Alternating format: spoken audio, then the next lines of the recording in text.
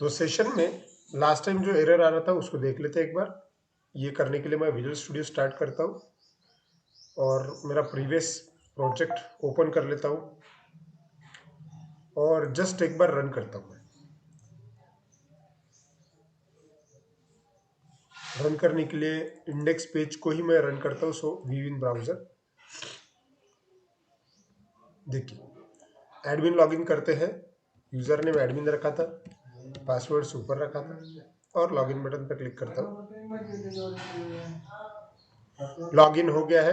Login होने के बाद में यहाँ पे लॉग आउट करके ऑप्शन था और जब यहाँ पे क्लिक कर रहे थे तब एरर आ रहा था। देखिए ये वाला। अब ये एरर क्यों आ रहा है वो देखते हैं। देखिए बात ऐसी है कि इसके यूआरएल में ही पता है कि ये एरर क्यों आ रहा है। देखिए इसका यूआरएल क्या है, लोकलहोस्ट कोलन समथिंग समथिंग और आखिर में क्या लिखा है, लॉग आउट। मतलब जाहिर सी बात है कि लॉग आउट वाला कोई मेथड होगा जिसको ये कॉल कर रहा है। लेकिन ये लॉग आउट वाला मेथड है कहाँ पे, ये इंपॉर्टेंट चीज है। एक्चुअली ये लॉग आउट वाला मेथड एडमिन लॉगिन करके हमने ये बनाया हुआ है कंट्रोलर, उसके अंदर है। लेकिन जो चीज हम देख रहे हैं वहां पे कहीं भी एडमिन लॉगिन ऐसा वर्ड दिख ही नहीं रहा है। इसका मतलब ये बाहर के पेज को सर्च कर रहा है। ठीक है, मतलब ये क्या कर रहा है, गलत जगह पे लॉगआउट को सर्च कर रहा है। ठीक है, और हमारा कहाँ पे एक बार चेक कर लेते हैं। देखिए हमारा लॉगआउट वाला पेज कहाँ पे, वो देखिए ये हमारा लॉगआउट वाला पेज है और क्या के अंदर है, एडमिन नाम के फोल्डर के अंदर। ठीक है, अब हमने लॉगआउट की लिंक लिखी कैसे वो देख लेते हैं। लॉगआउट की लिंक हमने लिखी हुई लेआउट एडमिन एचटीएमएल में, सीएस एचटीएमएल में। यहाँ पे आए, मैं लॉगआउट कहाँ पे लिखा हुआ है वो देख लेते पहले। ये इस लाइन की वजह से हम लॉगआउट वाले हाइपर लिंक पे रिडायरेक्ट हो रहे हैं, है ना। लेकिन बात ऐसी है कि ये जो पाथ यहाँ पे लिखा गया है स्लैश लॉगआउट, इसकी वजह से जो बाय डिफॉल्ट होम कंट्रोलर है वो वहां पे सर्च कर रहा है लॉगआउट को। लेकिन रियलिटी ये है कि वो होम कंट्रोलर के अंदर है ही तो नहीं। वो कहाँ पे प्रेजेंट है, वो एडमिन के फोल्डर के अंदर प्रेजेंट है।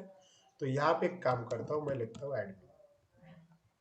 ठीक है, मतलब क्या है कि लॉगआउट का जो मेथड है वो कहाँ पे है, एडमिन नाम का फोल्डर है, मतलब होम कंट्रोल सॉरी एडमिन नाम का कंट्रोलर है, उसके अंदर लॉगआउट नाम की मेथड है। तब जाके वो लॉगआउट के ऊपर जंप करेगा। मतलब उदाहरण के तौर पे कुछ इस प्रकार से देखिए, लॉगआउट सेशन डॉट अबेंडन किया हमने और redirect to action admin login और कहा होम।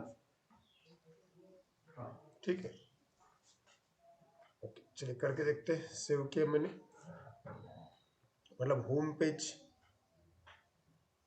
का एडमिन लॉगिन वाले पेज पे रीडायरेक्ट होना चाहिए। बराबर किया, सेव किया। अब एक बार इसको ही रन करके देखते हैं। टेस्ट तो किया आपने, बस री रन करते हैं इसको। Right click woven browser,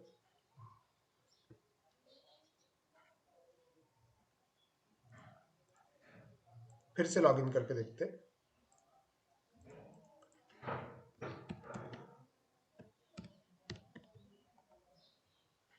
user name password डाला, मैंने लॉगिन भी किया और यहाँ पे लॉगआउट का बटन है, मैं वहाँ पे क्लिक करता हूँ।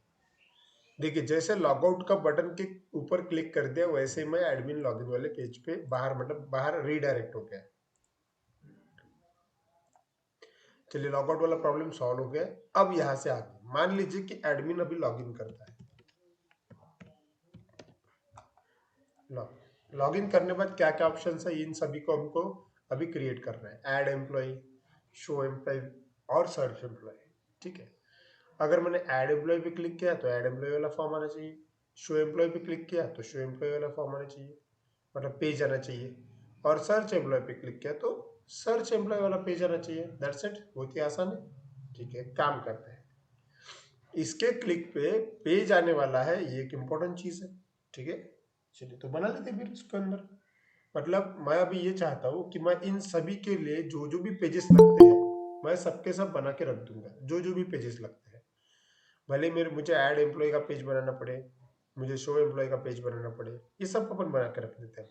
ठीक है, और फिर उसके ऊपर हम कोडिंग वगैरह करेंगे। ठीक है, चलिए तो ये करने के लिए अभी क्या करेंगे, अभी पेज बना लेते पहले का। तो सबसे पहला मैं पेज बनाता हूँ ऐड एम्प्लॉय वाला, कि यहाँ पे क्लिक करने के बाद में एटलीस्ट हम ऐड एम्प्लॉय वाले पेज के ऊपर तो भी आए। ठीक है, चलिए कर लेते हैं। पेज ऐड करने के लिए, जैसे कि ऐड एम्प्लॉई, शो एम्प्लॉई और सर्च एम्प्लॉई, पेज ऐड करने के लिए पहले ये समझना पड़ेगा कि हमारे पास में कंट्रोलर कौन से है और उस किस कौन से वाले कंट्रोलर के अंदर पेज ऐड करना है। ये समझने के लिए पहले हम स्ट्रक्चर को देख लेते हैं। देखिए, कंट्रोलर है, उसमें एडमिन कंट्रोलर और होम कंट्रोलर। मैंने आप लोगों को ये बताया था कि अभी एडमिन लॉगिन होने के बाद में एडमिन के रिलेटेड सभी के सभी काम जो है वो एडमिन कंट्रोलर के अंदर होंगे। ठीक है, तो मैंने एडमिन कंट्रोलर के ऊपर डबल क्लिक किया, ये यहाँ पे खुला ही है। ओके, यहाँ पे देखो क्या क्या है ऑप्शन। यहाँ पे इंडेक्स का एक मेथड है, लॉगआउट का एक मेथड है। ऐसे ही मुझे क्या करना पड़ेगा, बाकी सबके लिए ही एक एक एक्शन टैग, एक्शन मेथड बनानी पड़ेगी। किसके लिए, ऐड एम्प्लॉय करने के लिए, शो एम्प्लॉय करने के लिए, राइट, सर्च एम्प्लॉय करने के लिए, सबके लिए। चलिए, तो पहले हम क्या करेंगे, सबके लिए एक एक एक्शन टैग बना लेते हैं। तो हम लिखेंगे पब्लिक एक्शन रिजल्ट। ठीक है, या फिर मैं एक काम करता हूँ, मुझे एक्शन टैग ही चाहिए तो सिंपल कॉपी ही कर लेता हूँ। इसको कॉपी किया, पेस्ट किया, इसका नाम दिया मैंने suppose add employ, add EM. ठीक है, EMPLOY एम्प्लॉय ऐसा लिखा। ठीक है, सेम उसी को ही कॉपी किया, फिर से पेस्ट किया और एक बार पेस्ट किया। ठीक है, अब इनको क्या है, एक ऐड एम्प्लॉय, एक शो एम्प्लॉय कर देते हैं। ठीक है, तो ये यहाँ पे show employ, add employ, show employ और उसके बाद में सर्च एम्प्लॉय कर देते हैं, सर्च एम्प्लॉय। ठीक है, देखिए मैंने क्या किया, 3 एक्शन मेथड्स बनाएंगे। ठीक है, लेकिन ये सिर्फ एक्शन मेथड्स है, इनके वजह से क्या होना चाहिए, पेज बनना चाहिए। तो पेज क्रिएट करना पड़ेगा, तो पेज बनाना बहुत ही आसान है, बस इनके ऊपर राइट क्लिक कर दो और व्यू ऐड करो, क्योंकि पेज दिखना चाहिए ना, दिखने के लिए आपको व्यू ही लगेगा। ठीक है, तो मैंने ऐड एम्प्लॉय, शो एम्प्लॉय वगैरह वगैरह किया। ठीक है, और बस इनके ऊपर से मुझे पेज ऐड करना है। और पेज ऐड करने के बाद किससे लिंक करना पड़ेगा, ये जो हमने बनाया ना, ये मेनू बार, इनसे लिंक करना पड़ेगा। ठीक है, अच्छा एक काम करते हैं, ये मेनू बार का नाम और हमारे मेथड का नाम सेम ही हो गया, तो यहाँ पे आपको कंफ्यूजन हो सकता है, तो मैं एक काम करता हूँ, इनको ऐसा करता हूँ, ऐड ईएमपी करता हूँ। ठीक है, शो ईएमपी और सर्च ईएमपी, दैट्स इट। चलिए अब क्या करते हैं, अपन ऐड कर लेते हैं पेजेस को। तो right click, add view. Okay, view को सिलेक्ट किया, ऐड किया, कुछ भी चेंज करने की जरूरत नहीं है, हमको तो खाली व्यू ऐड करने हैं। ठीक है, तो जो जैसा है वैसा ही रहने दीजिए। बस एक बार इंपॉर्टेंट चीज है यहाँ पे, नाम तो ऑटोमेटिक आ जाएगा, लेकिन ये जो लेआउट वाला ऑप्शन है ना, वो देखिए यहाँ पे क्या होना चाहिए। जो लेआउट वाला ऑप्शन है वहां पे सिलेक्ट होना चाहिए लेआउट एडमिन वाला फाइल, ये, क्योंकि हमने ये किया था, हमारे प्रोजेक्ट के अंदर 2 लेआउट फाइल है। ठीक है, एक मेन लेआउट जो बाहर के डिजाइन को इंडिकेट करती है, और एक एडमिन का लेआउट जो एडमिन के लॉगिन मतलब डैशबोर्ड को इंडिकेट करती है। तो सिलेक्ट करते वक्त आपको लेआउट एडमिन इसका यूज करना पड़ेगा। ठीक है, okay, so that's it, just add कर लेते हैं। इसके वजह से इतना तो क्लियर है कि एक व्यू ऐड हो जाएगा, मतलब ऐड एम्प्लॉय वाला पेज ही ऐड हो जाएगा। देखिए व्यू ऐड हुआ, इसका नाम है ऐड ईएमपी। ठीक है, और चेंज कहाँ दिखेगा आपको, जो एडमिन वाला फोल्डर है वहां पे दिखेगा, ये दिख रहा है ऐड ईएमपी। तो एक पेज ऐड हो गया, ऐसे ही मुझे बाकी सभी पेजेस ऐड कर देने। तो मैं वापस जाऊंगा, इस बार शो एम्प्लॉय को करते हैं, right click, add view, view को सिलेक्ट करो, बस कुछ भी चेंज करने की जरूरत नहीं, शो एम्प्लॉय, ये हो गया शो एम्प्लॉय वाला पेज। फिर से एडमिन कंट्रोल में जाइए, लास्ट वाला क्या है, search employ, right click, add view, add, add, that's it, हो गया। मतलब मुझे मेरे जो 3 मेनू थे, उन 3 मेनू को कौन से वाले पेज लिंक करने हैं, उन सभी को एटलीस्ट मैंने ऐड तो कर लिया, मतलब भले ही वो ब्लैंक है, लेकिन मेन चीज ये है कि वो ऐड हो चुके हैं।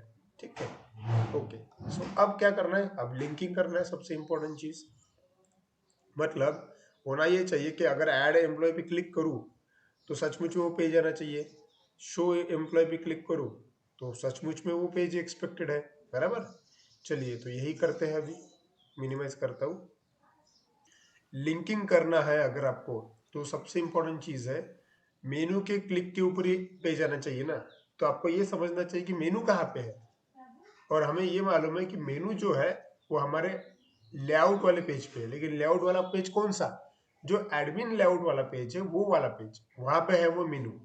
ठीक है, तो जाहिर सी बात है हमें जाना पड़ेगा एडमिन लेआउट वाले पेज में। ये है लेआउट एडमिन, डबल क्लिक किया, देखो जहाँ पे हमने लॉगआउट वाला ये सेट किया था ना, यस, सेम वैसे ही देखो, लॉगआउट के लिए एडमिन लॉगआउट लिखा था, तो ऐसे हमने ऐड एम्प्लॉय भी किया, शो भी है और सर्च भी है। तो चलो उनको लिंकिंग कर देते। अब इसको लिंक कैसे करेंगे? सेम वैसे, सबसे पहले स्लैश एडमिन मतलब उस कंट्रोलर का नाम, स्लैश, उसके बाद में उसकी मेथड का नाम मतलब उसके एक्शन मेथड का नाम।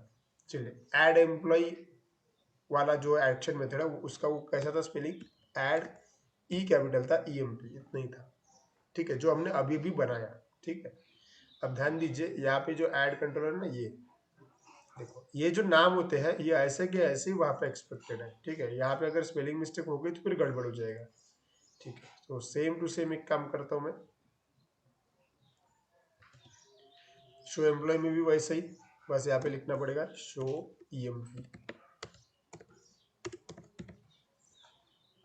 और सर्च एम्प्लॉय में भी वैसे ही सेम टू सेम टेक्निक, और यहाँ पे लिखना पड़ेगा search E M P. That's it, मेरा लिंकिंग यहाँ पे पूरा हो गया। बस अब मैं चेक करना चाहता हूँ कि क्या सच में मेनू के ऊपर क्लिक करने के बाद पेज आते हैं क्या, क्योंकि अगर पेज आया तो फिर हम आगे वाला काम कर सकते हैं। ठीक, सो यहाँ पे आए, रिफ्रेश किया, रिफ्रेश करने के बाद अब मैं ऐड एम्प्लॉय पे क्लिक करता हूँ। अच्छा, क्या हुआ देख लेते हैं। एडमिन के अंदर ऐड ईएमपी वाला पेज नहीं मिला शायद, चलो देख लेते हैं। चलिए, एक बार एरर आने के बाद में क्या करते हैं, फिर से एक बार रन करते हैं। ठीक है, कैसा होता है देखिए, जब अपन कई बार कोड में चेंज करते हैं, ठीक है, और हम प्रीवियस वाले ही वर्जन को रन करते हैं, तो कई बार वो प्रॉपरली बिल्ड नहीं हुआ होता। ठीक है, इसलिए जो चेंजेस हमने किए वो सिस्टम लेती नहीं है, हमारे चेंजेस उसने लेने चाहिए, इसलिए हमें उसको रीरन करना बहुत जरूरी है, फिर से रन करना जरूरी है। ठीक है, तो एक बार मैं इसको फिर से रन कर रहा हूँ, राइट क्लिक, व्यू इन browser, admin login, user name password put किया, लॉगिन किया। अब ऐड एम्प्लॉय पे क्लिक करता हूँ। चलिए, अब ये काम कर रहा है, ऐड एम्प्लॉय पे क्लिक किया, ऐड एमपी वाला पेज आया। शो एम्प्लॉय पे क्लिक करता हूँ, चलिए बढ़िया, शो एमपी वाला पेज आया। सर्च पे क्लिक किया तो सर्च एमपी वाला पेज आया, बढ़िया। मतलब जैसा जो पेज मुझे एक्सपेक्टेड था वो सभी पेजेस मैंने लिंक कर दिए। ठीक है, अब करना ही क्या है, अब बस ये करना है कि अगर ऐड एम्प्लॉय पे क्लिक किया तो यहाँ पे सचमुच में फॉर्म आना चाहिए, बराबर। शो एम्प्लॉय पे क्लिक किया तो यहाँ पे सचमुच में एक टेबल आना चाहिए जिसमें एम्प्लॉय की लिस्ट है, और सर्च पे अगर क्लिक किया तो यहाँ पे सचमुच में सर्चिंग वाला ऑप्शन एक्सपेक्टेड है। ठीक है, तो चलिए करके देखते हैं फिर। ओके, तो सबसे पहले एक काम करते हैं अपन, ऐड एम्प्लॉय पे अगर क्लिक किया तो एक पेज मतलब एक फॉर्म यहाँ पे एक्सपेक्टेड है मुझे। ठीक है, तो काम करते हैं, इसको बना लेते हैं। ठीक है, ओके। अब देखिए, बात ऐसी है कि ऐड एम्प्लॉय वाला पेज जो है वो मैं HTML से भी बना सकता हूँ, और वो चाहूँ तो मैं MVC के जो रेडीमेड HTML हेल्पर्स आते हैं उससे भी बना सकता हूँ, जो भी इजी जाएगा हम उससे करेंगे। ठीक है, सो मैं काम करता हूँ, अभी पेजेस क्रिएट कर लेता हूँ। ये तो अभी क्या हुआ है, पेज क्रिएट हुए लेकिन ब्लैंक है, इसके अंदर डिजाइन एक्सपेक्टेड है। चलिए डिजाइन कर लेते हैं इसको।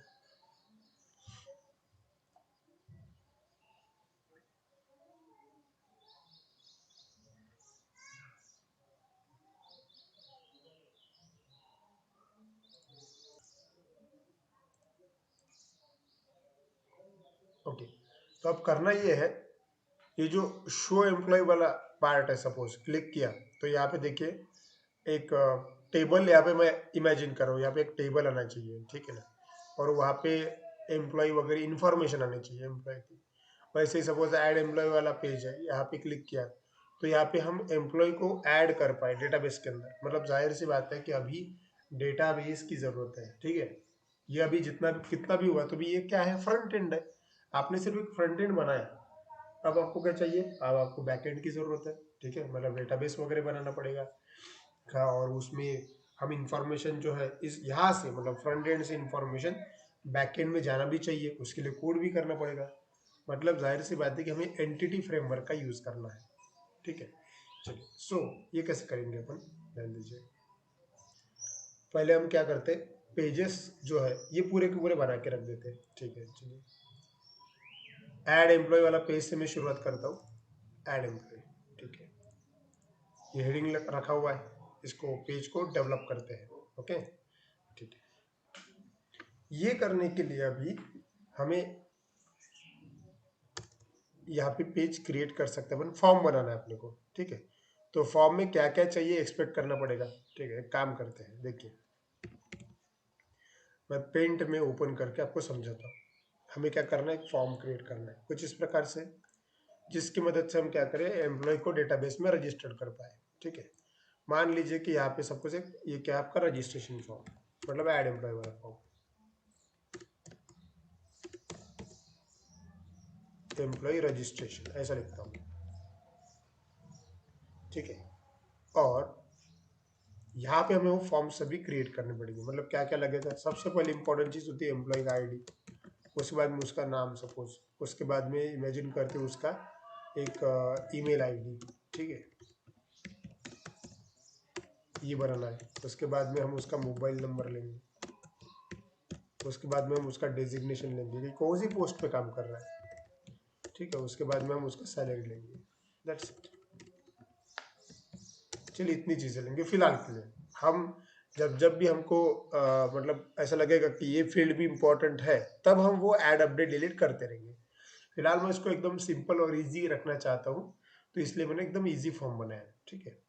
अब जाहिर सी बात है कि आपको ये समझ क्या होगा कि ये name, employ ID, email ID, इसके लिए क्या लगेंगे, इसके लिए टेक्स्ट बॉक्सेस लगेंगे, ठीक है। तो उसके आगे जो है हमें टेक्स्ट बॉक्सेस क्रिएट करना पड़ेगा। अब यहाँ पे मैं ड्रॉ कर रहा हूँ तो ये सेम साइज के नहीं आएंगे, लेकिन ठीक है, वो समझ रहा है अपने को कि हम ऐसा फॉर्म बनाने वाले हैं, ठीक है। और एट द लास्ट आपको क्या करना पड़ेगा, एक सबमिट वाला बटन लगेगा, सबमिट। जब ये इंफॉर्मेशन सबमिट होगी, तब ये इंफॉर्मेशन मैं एक्सपेक्ट कर रहा हूँ कि ये कहीं तो भी डेटाबेस में स्टोर हो जाए, ठीक है। लेकिन उसके लिए पहले इसे क्रिएट करना जरूरी है, ठीक है। तो चलिए क्रिएट कर लेते हैं, ओके। मिनिमाइज करता हूँ मैं यहाँ पे, ओके।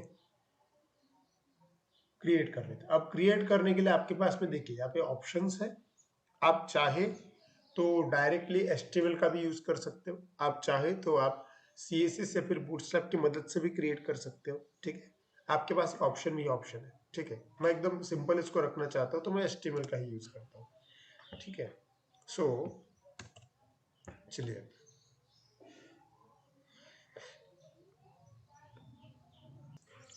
तो चलिए मैं एक काम करता हूँ कि मैं इस चीज को एचटीएमएल के टेबल से करने की कोशिश करता हूँ, ठीक है। एचटीएमएल के टेबल से ही क्यों, देखो उसका फायदा है, उसका फायदा ये है, अगर मैंने इस चीज को टेबल में डाल दिया तो ये ऐसा कुछ इस प्रकार से दिख सकता है, देखो ऐसा। और टेबल में डालने की वजह से देखो, और यहाँ पे हर जगह पे रोज एंड कॉलम आ जाएंगे। ये एक चीज जो रेड में मैं ड्रॉ कर रहा हूँ ये विजिबल नहीं होता वैसे, लेकिन इससे ये होता है कि हम एक एक चीज जो है वो प्रॉपरली सेपरेट कर सकते हैं, ठीक है। तो ये ऐसा होने वाला है अभी, ओके। मतलब ये जो मैंने टेबल ड्रॉ किया अभी, ये टेबल एक प्रकार का लेआउट है। मतलब वो देखो एक बार इसकी वजह से क्या हो जाएगा, सारी चीजें एक के नीचे एक लग जाएगी।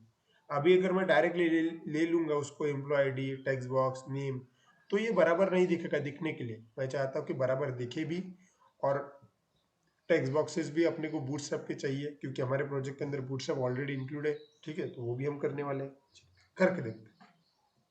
टेबल ले लेते हैं, ओके।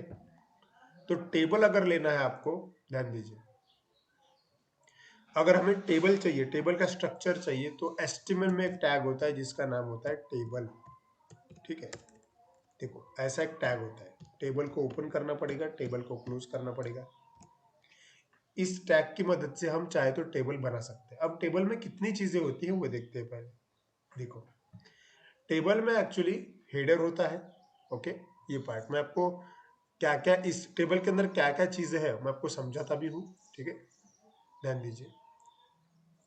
सी, ये टेबल जो है उस टेबल के अंदर कई सारे अलग अलग चीजें हैं, जैसे कि ये जो एक चीज है, मतलब ये जो हॉरिजॉन्टल चीज है, इसको बोलते हैं टीआर।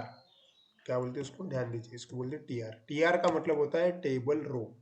हमें टेबल का रो बनाना पड़ेगा, एक ये वाला। दूसरा, मतलब देखो, पहला स्ट्रक्चर पूरा टेबल हो गया। दूसरा स्ट्रक्चर क्या है कि हम उसके अंदर अगर रो बनानी है तो टीआर लिखना पड़ेगा। टीआर भी ओपन और क्लोज होता है, ओके।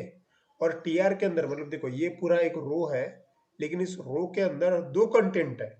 एक एम्प्लॉय आईडी के लिए है जगह, टेक्स्ट, और उसका जो टेक्स्ट बॉक्स है उसके लिए जगह है, बराबर। तो इसको भी नाम होता है, इसे जो नाम होता है इसे बोलते हैं टीडी। देखो, मैं लिखता हूँ ऐसा, ये जो चीज होती है इसको बोलते हैं टीडी, मतलब टेबल डेटा, ठीक है। और एक रो में एक से ज्यादा टीडी हो सकते हैं, ठीक है, तो इसको भी टीडी बोलते हैं। और ये जो चीज है इसको भी टीडी ही बोलते हैं। और आपको पूरे टेबल में, टेबल बहुत आसान है, सिर्फ ये तीन ही कंपोनेंट का यूज होगा। कौन कौन से, एक पूरा टेबल स्ट्रक्चर, टेबल के अंदर हम रो बनाएंगे, ये मतलब हॉरिजॉन्टल रो, और रो के अंदर हम जगह बनाएंगे, मतलब टीडी।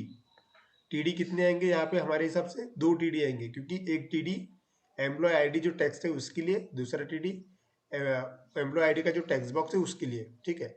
और ऐसा ही रो हर बार, मतलब एक रो उसके अंदर दो टीडी, ये चलते रहेंगे। ये नेम के लिए भी रहेगा same to same, email ID के लिए भी वैसा ही, और मोबाइल नंबर के लिए भी वैसा ही, ठीक है। तो हम ये करके देखते हैं सभी, ठीक, तो चलिए करते हैं। ओके, यहाँ पे आए, ये जो हेडिंग है, अब इस हेडिंग को मैं बदल देता हूँ। इस हेडिंग को मैं लिखता हूँ एम्प्लॉय रजिस्ट्रेशन, ठीक है। और इसके नीचे मुझे टेबल एक्सपेक्टेड है, तो टेबल अगर डालना है तो आपको मैंने पहले ही बताया कि टेबल नाम का टैग है, ठीक है। तो टेबल नाम का टैग मतलब इसकी वजह से ब्लैंक टेबल आ जाएगा, लेकिन विदाउट स्ट्रक्चर, हमें स्ट्रक्चर लगेगा ना भाई, हमें उसके अंदर रो ऐड करना है। तो सबसे पहला रो मुझे ऐड करना है वो है नेम वाला, तो मैं लिखता हूँ सिर्फ टीआर। देखिए, टीआर लिखा। ये टीआर का मतलब क्या हुआ पता है, ये जो डायग्राम में है वो एक रो बनने जा रहा है, ये वाला, ठीक है। लेकिन इस रो में कितनी जगह चाहिए, मतलब कितने टीडी चाहिए अपने को, देखो दो टीडी चाहिए। ये पहला वाला टीडी जिसके अंदर मैं एम्प्लॉय आईडी लिखने वाला हूँ, और ये दूसरा वाला टीडी जिसके अंदर मैं टेक्स्ट बॉक्स लिखने वाला हूँ। चलिए देखते हैं, मतलब टीआर के अंदर दो टीडी चाहिए। ये हो गया पहला टीडी, और ये हो गया दूसरा टीडी, ठीक है। चलिए, तो ये जो चीज होगी ना, एक ये हो गया एक रो, उसके अंदर दो चीजें हैं। मतलब एक काम करता हूँ, मैं यहाँ पे लिखता हूँ डायरेक्टली, एम्प्लॉय आईडी है ये, और यहाँ पे मेरा टेक्स्ट बॉक्स आने वाला है, ठीक है। तो मैं फिलहाल के लिए सिर्फ टेक्स्ट बॉक्स ऐसा लिखता हूँ, और ये चेक करना चाहता हूँ कि ये दिखता कैसे है दिखने के लिए, ठीक है। सेव किया, बस एक बार रन करके देखते हैं। यहाँ पे आए और रिफ्रेश करते हैं, फर्क देखिए। चलिए अब इसको ठीक करते हैं, ठीक है। पहले तो एम्प्लॉय आईडी और उसके अंदर टेक्स्ट बॉक्स ले लेते हैं। मेन चीज क्या है कि एटलीस्ट कंटेंट दिख तो रहा है, ठीक है। वापस आते हैं यहाँ पे, ठीक है। अब टेक्स्ट बॉक्स की जगह सचमुच में टेक्स्ट बॉक्स चाहिए, ठीक है। यहाँ पे मैं फिलहाल HTML का टेक्स्ट बॉक्स ले लेता हूँ। तो HTML का टेक्स्ट बॉक्स जो है वो इनपुट नाम की टाइप टैग से आता है, इनपुट टाइप टेक्स्ट करके होता है यहाँ पे, टेक्स्ट, दैट्स इट। और आपको जो नाम देना आप नाम भी दे सकते हो, नेम इक्वल्स टू, चलिए ये मेरा txt एम्प्लॉय आईडी हो गया, दैट्स इट, ठीक है। सेव किया, और मैं ऐसा लिखना चाहता हूँ वहाँ पे कि भाई उसके अंदर जो है ना ऐसा ग्रे कलर में लिख के आ जाए कि एंटर द एम्प्लॉय आईडी, ठीक है। टेक्स्ट बॉक्स के अंदर ऑटोमेटिक ये करने के लिए ना प्लेस होल्डर करके रहता है। प्लेस होल्डर में आप मैसेज डाल सकते हो, एंटर द EMP ID, चलिए देखते हैं इसको। मैसेज डाल दिया मैंने, चलिए सेव किया।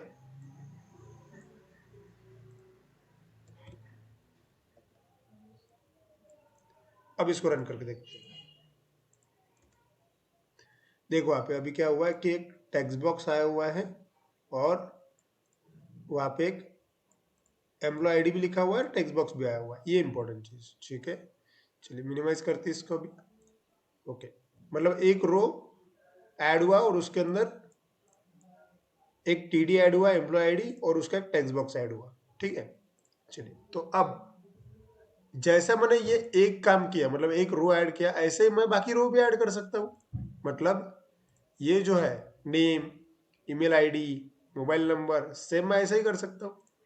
तो मुझे क्या करना पड़ेगा, हर बार रो ऐड करना पड़ेगा और हर बार उसमें टीडी लेना पड़ेगा, ठीक है। चलिए करके देखते हैं। चलिए रो ही ऐड करना है ना, तो फिर से एक टीआर ले लेते हैं। टीआर मतलब एक रो ऐड कर सकते हैं, उस रो के अंदर और दो टीडी ले लेते हैं, ठीक है। ये पहला वाला टीडी, चलिए, और पहले वाले टीडी में यहाँ पे लिखा होना चाहिए नाम, है ना, नेम। और दूसरा वाला टीडी, यहाँ पे क्या लिखा होना चाहिए, यहाँ पे चाहिए टेक्स्ट बॉक्स। तो एक काम करता हूँ, मैं इसी टेक्स्ट बॉक्स को कॉपी करता हूँ और नीचे पेस्ट करता हूँ, ठीक है।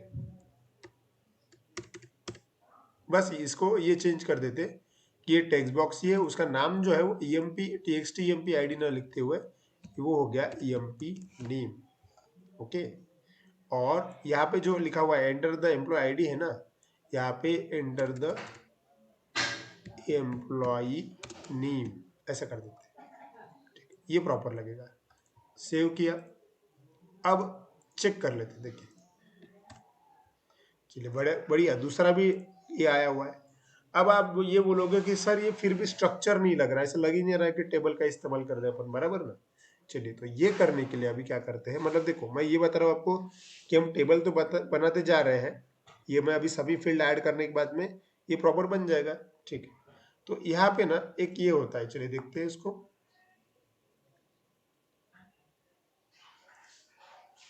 अब मैं चाहूँ तो इस टेबल को डायरेक्टली रिस्पॉन्सिव कर सकता हूँ, मैं चाहूँ तो इस टेबल को डायरेक्टली बूटस्ट्रैप लगाया जा सकता है, ठीक है। क्योंकि बूटस्ट्रैप ही ऐसी चीज़ है जिसके वजह से एकदम अच्छा दिखेगा वो, ठीक है।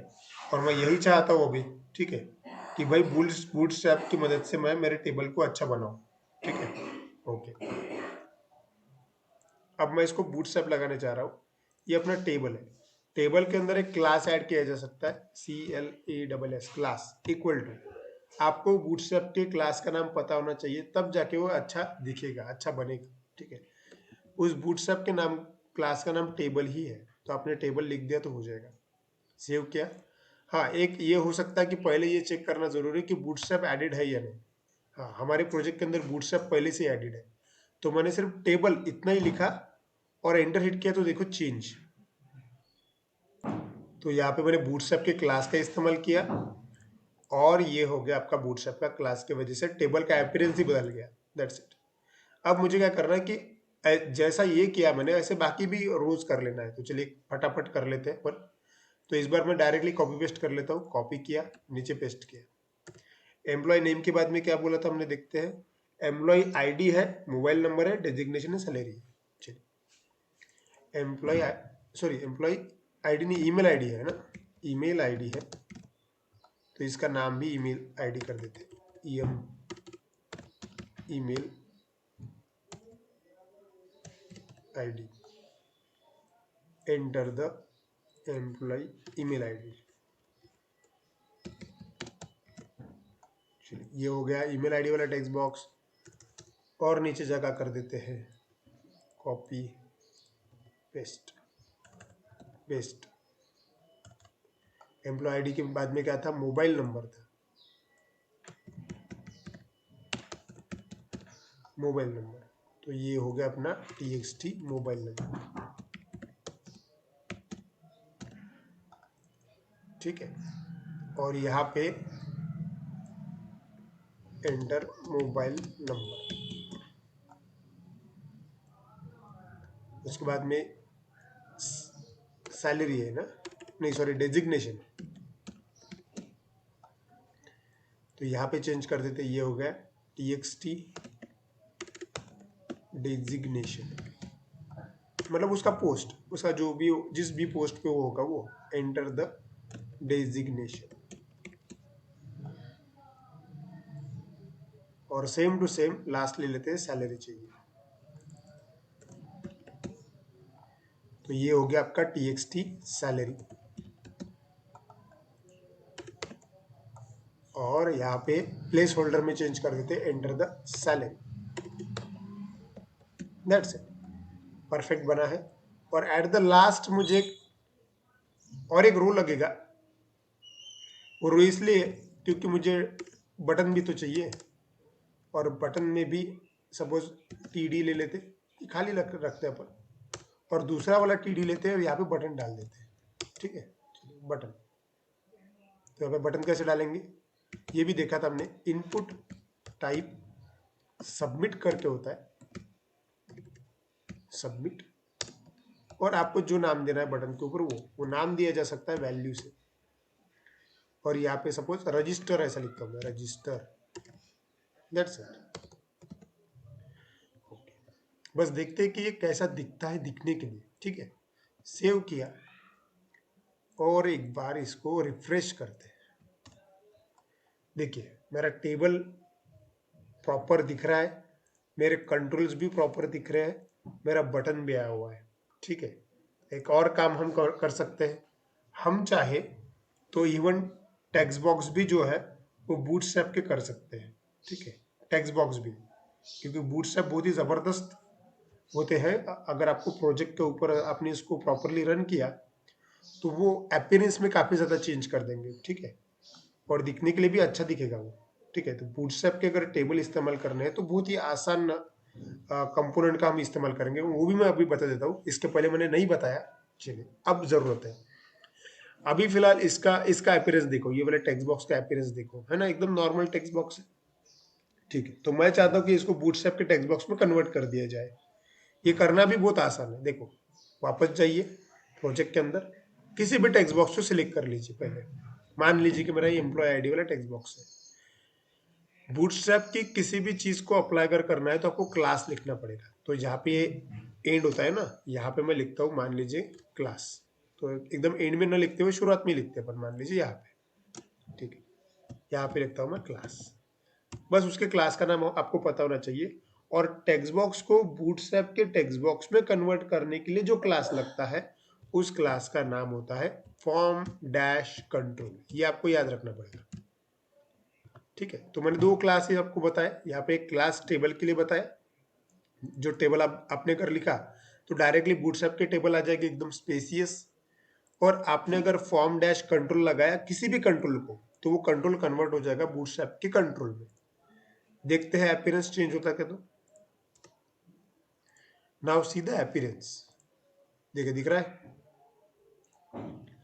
सभी इसको बदल देते हैं अभी। मतलब करना ही क्या है, ये जो क्लास है, क्लास फॉर्म कंट्रोल, ये कॉपी किया, हर जगह अप्लाई कर देते हैं, बस पेस्ट फटाफट।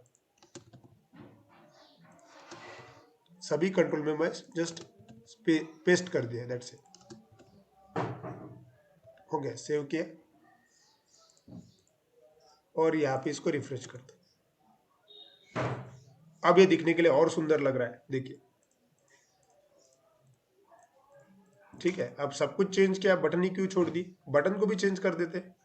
बटन को तो हमने कई बार बूटस्ट्रैप लगाया हुआ है, आपको याद होगा कि बटन को अगर बूटस्ट्रैप लगाना है तो हमारे पास एक क्लास है। किसी को याद है क्या बूटस्ट्रैप का button? btn space btn dash, जो भी आपको नाम बूटस्ट्रैप के इसका पता होगा वो हमने कई बार किया हुआ है। सक्सेस करके है एक, जो ग्रीन कलर का बटन प्रोवाइड करता है, देखिए बहुत ही सुंदर। ठीक है सर यार टेबल अगर आपको ये अभी तो क्या हो रहा है कि ये आपको टेबल जैसा दिख नहीं रहा, बराबर, ये क्या बीच बीच में ऐसे लाइन आई हुई है, दैट्स इट।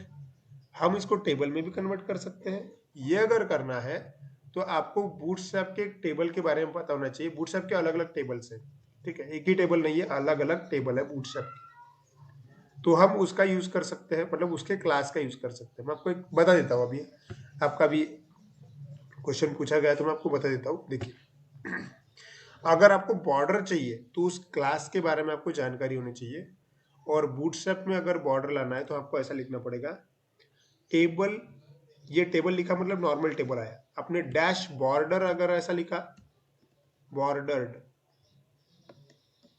तो पूरे के पूरे बूटस्ट्रैप के टेबल को बॉर्डर लग जाएगी। देखिए,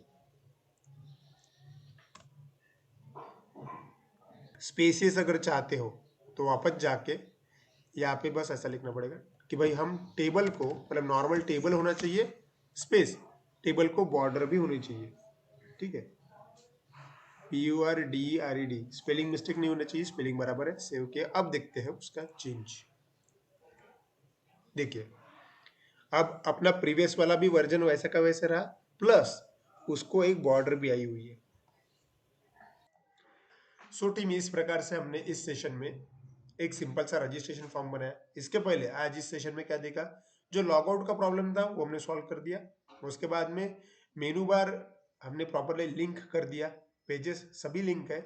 उसमें से पहला वाला पेज हमने डेवलप किया, वो है हमारा रजिस्ट्रेशन वाला फॉर्म। ये सिर्फ हमने डिजाइन ओके किया है उसका, इसके ऊपर जो मेन काम है वो करने का बाकी है। ठीक है, लेकिन एटलीस्ट हमें ये तो समझा कि भाई एक HTML के अंदर टेबल कैसे लेते हैं, उसके अंदर कंपोनेंट्स कैसे ऐड करते हैं, और उसको मोबाइल रिस्पॉन्सिव या फिर हम बूटस्ट्रैप का यूज कैसे कर सकते हैं, दिखने के लिए भी अच्छा लगेगा। ठीक है, सो आज के लिए इतना ही। इस सेशन में मैं रुक जाता हूँ, बाकी हम नेक्स्ट सेशन में देखेंगे। Have a great day, thank you.